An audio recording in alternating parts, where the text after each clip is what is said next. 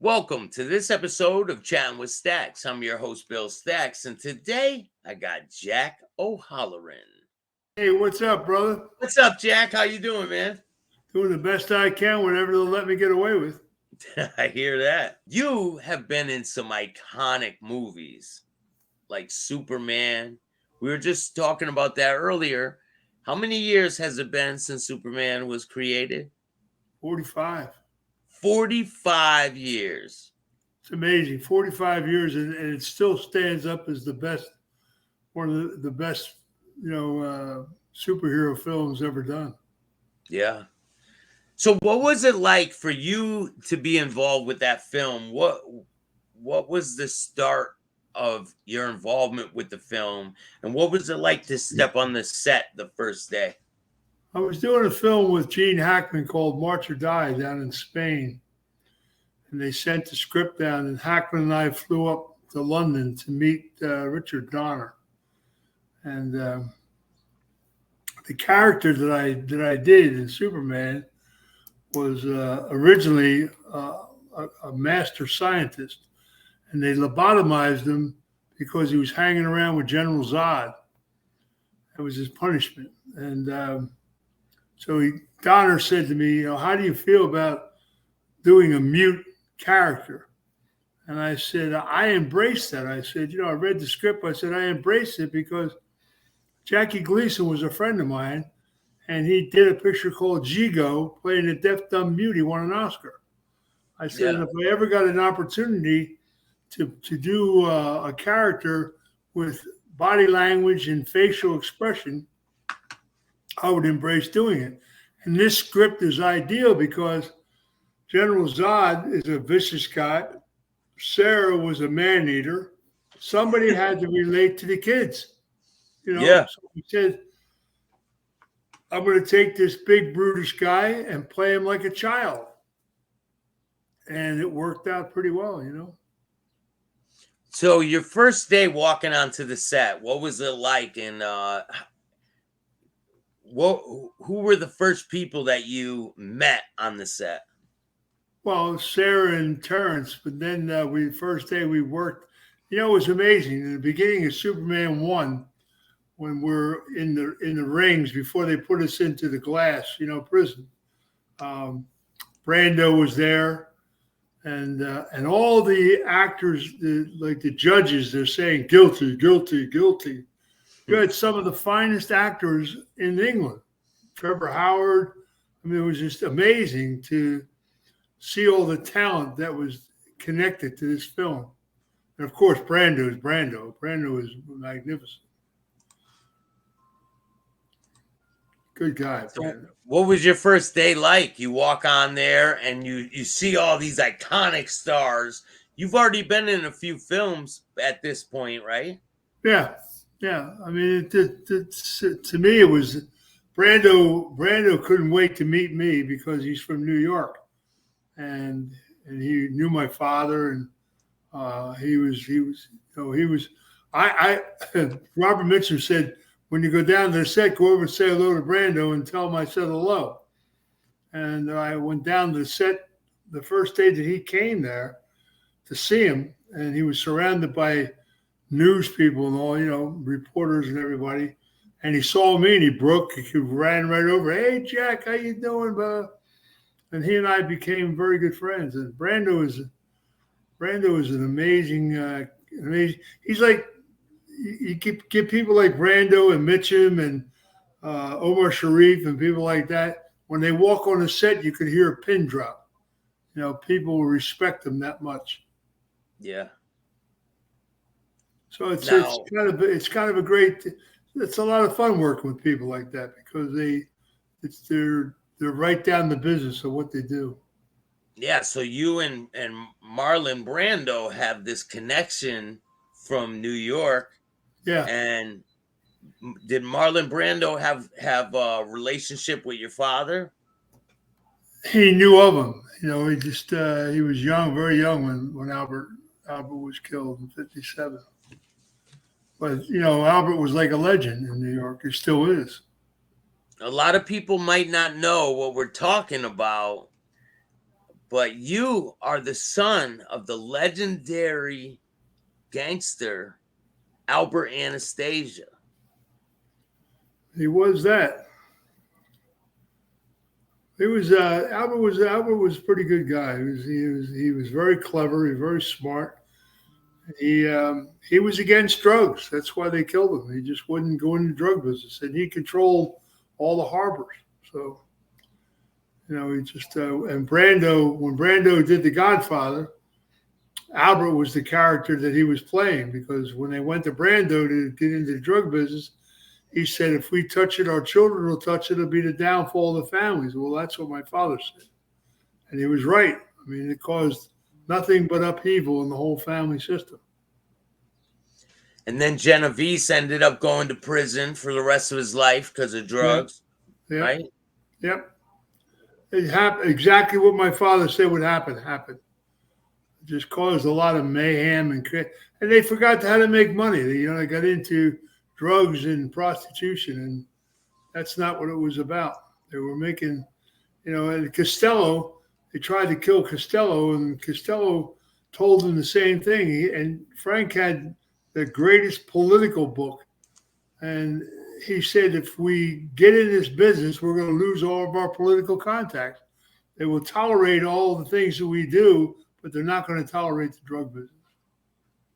So you have spoken with Costello before, right? Oh, I used to see him all the time. When my Did father he ever died, talk to you about the attempt on his life with the Chin? Yeah. What did he tell you about that? Chin was so nervous that he missed killing him. He only grazed the top of his head. But, for Frank, it was, like he said, that's the end of the deal. He said, if they're going to kill me. So he retired. He just he stepped aside. But he retired, but he was still there, right? He was still in New York, still hanging around people. He was always a force. I mean, he was Frank Costello. I mean, my God. Yeah. He was as smart as a whip, very clever. And I used to go see him all the time at the Sherry Netherlands he lived, and I would meet him upstairs on the roof, and we'd have conversations. He was funny. He was like Meyer. Meyer Lansky was the same way. I used to meet Meyer Lansky in crazy places like Trenton train station and stuff, because he didn't want people filming us together. They were trying to keep me away from certain things and teaching me how to stay out of jail and stuff, Meyer was funny. I'd get a phone call from his lawyer in Florida, and I'd have to go down. And he owned the Fountain Blue and the Eden Rock, so I'd stay in one of the hotels, and then I would have to walk down the beach. I'd walk to the south or the north, and he would be coming behind me, kicking sand on my leg, talking to me as we walked down the beach together. So you wouldn't even know where he was or anything. He would just come out of nowhere. Yeah. Yeah, he was a trip. Meyer was one of the smartest men I ever met. Very, very clever man. He taught you a lot of different ways to move in life. Taught me a lot about business and stuff. He was a very, very smart man. Very, very clever. Stayed out of jail all his life, pretty much. I think they were trying to put him in jail at the end, right? Yeah, well, they were trying to do that with everybody. When everything started to change, Cuba, they lost Cuba. They lost, they lost the casinos down there, and people were trying to put everybody away. The Kennedys, they wanted to lock up everybody. Well, they did have an indictment for Luciano on the day he died. They were going to arrest him. Well, he didn't die in Italy when they said he died. He faked his death that day. Charlie lived to be 102 years old. What? Oh, yeah. Charlie came back he faked his death. They changed his identity. He went to Rome. He had some plastic surgery done. And he came back to America under another name. and he lived to be 102 years old. Then they tried to kill him when he was like 89. They shot him and put him in a wheelchair. Are you serious? No, I'm dead serious. I never heard of this Charlie before. didn't die in Italy. He faked his death that day. Because there's a picture of a dead guy in Italy. Yeah, but it wasn't Charlie. Charlie didn't die that day. He came back to America. We have pictures of him. Someday I'll send you some of the pictures. I know his son well. So you have pictures of Lucky Luciano after he allegedly died. Oh yeah. What? Yeah. His son Anthony Scotti lives in Nevada. I know him very well. He's a good friend of mine. And his son's still around. Oh yeah. So his son knows a lot more of this story. Oh, he's getting ready. He wants to do a movie about his dad. So I have a picture of a man laying on the ground at the airport. They claim he laid on the ground. He took a drug that like arrests your heart and stuff, and they swore he was dead and they did all that stuff, but he actually didn't die that day. Wow, I've never heard this story before. Well, it's very true. He faked his death. He came back to America. He lived to be 102 years old. Do you know his alleged alias when he came to America? Yeah, it was Count. Oh God, I forget the Count. I always knew him was Charlie Luciano. I met him in Naples before I went down to Sicily. We had a discussion. What was he like as a person? He was Charlie was a sharp guy. He was very. I was a little bit perturbed with him because my father cleared the way for him to become head of the council, and he sure didn't intercede anything when they killed Albert, and he could have. And I thought I said, we had to talk about it. So I have a picture of a bunch of men. I'm going to put it on the screen. Arnold Rothstein, Meyer Lansky. That's where Charlie got his education from. Arnold Rothstein was the guy who taught him everything he knew. Arnold Rothstein was a brilliant, brilliant guy who took gambling from the curb to felt tables. He was a genius. Oh, so like craps and different. Yeah. He fixed the World Series. He's the guy that fixed the World Series. Wow. So what was he paying players off, right? Yeah, but he protected. You're talking about it in a time in New York. There was a lot of opium dens. There was a lot of he protected the prostitution houses, and he protected the opium dens, and that's how Charlie got in trouble, because Charlie was a student of his, and they hooked him into being involved in prostitution. That's what got him thrown out of the country. Wow. That's the indictment that Dewey got on him. Yeah. Dewey didn't like Charlie at all. So all of these men in this picture, have you ever met? Did you meet most Meyer of these Lansky? men? I knew Meyer Lansky. Bugsy Siegel I only met once. Knew Costello well. And Luciano I knew well. And Joe Adonis I only met once. And Vito Genovese I never met and didn't want to meet him. You didn't like him, right? Well, he was the one who instigated my father's death. And were there a lot of rumors swirling around on the streets about that? Yeah, well, they knew exactly who instigated it. He wanted to. Genovese was deported back in the 30s, and he became very close to Mussolini, and he opened up a heroin plant in Sicily, and they were bringing heroin in from Africa through Sicily and bringing it up into the United States.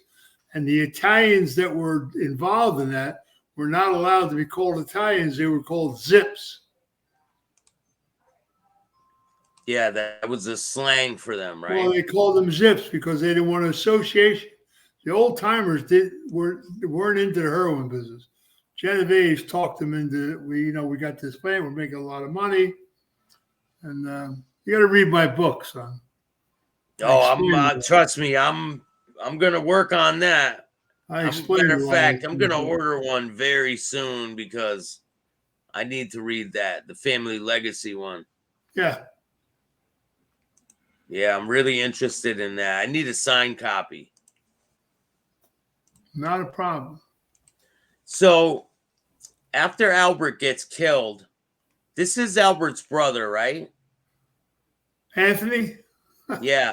Anthony ran the waterfront. Anthony was a college-educated guy, and he ran the waterfront until the Genovese and them started pushing him out because he ran the waterfront because of the strength of my father.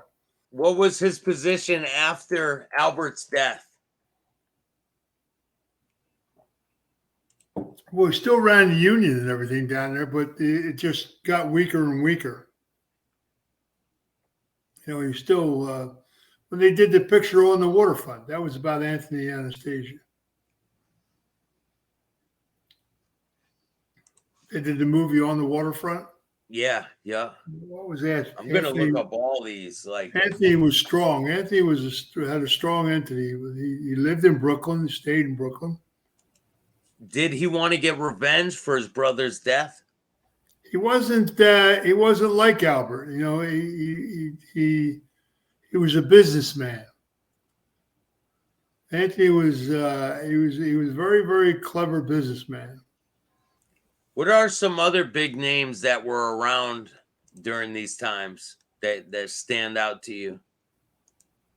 Oh, all the families were all there. The Lucchese, Tommy Lucchese, I used to see him all the time. He was a good guy. Well, I like. How was he? That he had a cowboy hat business, right? He owned a lot of businesses. Lucchese was. I used to meet him. There was a Mommy Leone's restaurant on up of, I think 52nd Street somewhere up there, and I used to meet him in the cellar. I used to get down the basement and talk to him all the time. He was. I liked. He was a very, very smart man. He was, and he loved my father. It's pretty wild that you were in the presence of these men because they're iconic. They're legends. Well, I was one of the few people that ever went across the country, and I met everybody. I met Chicago. I met Giancana and a few other people there that I kind of liked a lot, in Detroit and.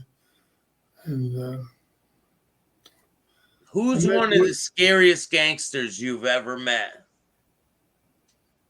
I didn't think any of them were scary. I kind of liked them all. I mean, you know what I mean? Like cold-blooded, like you can see the coldness in them. Did you ever sense that from any of these men? Well, they never, you have to understand that some of them were smarter than others, and that's the reason why they never really went away for certain things. When I was a kid, the first thing that they ever taught me was, if there's no weapon, no body, there's no crime. But people started shooting people, leaving them on the street and everything, trying to think that was making a point. And they never made a point. Murder Incorporated was an amazing company that my father ran. And they killed a lot of people, but they killed people they never killed innocent people. They never killed anybody that wasn't involved in the families. They policed their own families all the way across the country. Yeah, so if someone made an infraction against one of the families, yeah, they removed them from society. Yeah, and they would just take care of the problem, right? Yeah. They were very, it was very efficient until one guy, Abe Attell, got caught, Abe Rellis,